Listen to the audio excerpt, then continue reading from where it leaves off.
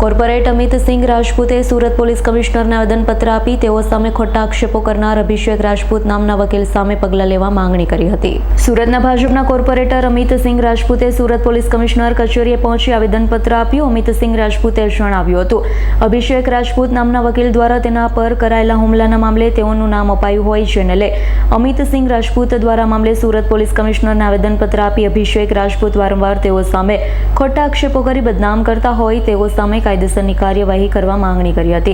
હું ward number 26નો corporator Amitsinh Rajput છું અને અમારા બનેવી છે પંકજસિંહ રાજપૂત, એનો ભાઈ છે અભિષેક રાજપૂત। એણે આજે એક વિડીયો વાયરલ કર્યો જે એને મારા પર આક્ષેપ કરી રહ્યો છે કે મને આ એમના ઇશારે થયું, આ જે બી થયું।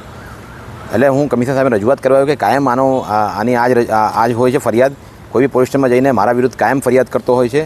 હું પોલિટિકલ વ્યક્તિ છું એટલે સોફ્ટ ટાર્ગેટ બનાવીને મને કાયમ બદનામ કરવાની કોશિશ કરે છે। એ રીતે હું આજે કમિશનર સાહેબને રજૂઆત કરા અને હું કોર્ટને બી હું ત્યાં કોર્ટમાં બી જવા અને આના માટે હું માનહાનિનો દાવો બી કરા કે વારંવાર મને બદનામ કરે છે અને મારા કારકિર્દી પર કાયમ લાંછન લાવવાની કોશિશ કરે છે। એમનું એવું કેવું છે કે મને ચપ્પુ મારવામાં આવ્યું છે, તો શું હકીકત છે, એવું લાગે છે? હવે એ તો એને ખબર હોય, એ તો મારો વિષય નથી, પોલીસનો તપાસનો વિષય છે કે પોલીસ જે હોય તે।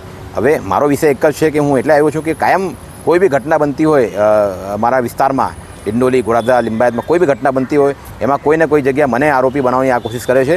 આ વકીલ છે એટલે વારંવાર મારા પર ફરિયાદ કરવાની કોશિશ કરે છે। મારા બનેવી હાથે એની તકરાર ચાલે છે કોર્ટમાં। હવે એ લગભગ ડિસિઝન પર આવી ગયું છે એટલે કાયમ કંઈ બી થાય એટલે અમને આ ફસાવવાની કોશિશ કરે છે। એ રીતના આજે હું રજૂઆત કરવા આવ્યો છું કમિશનર સાહેબને। Bureau report S9 news Surat. અમારી તમામ માહિતીથી અપડેટ રહેવા માટે જોડાયેલા રહો S9 ન્યૂઝ સાથે।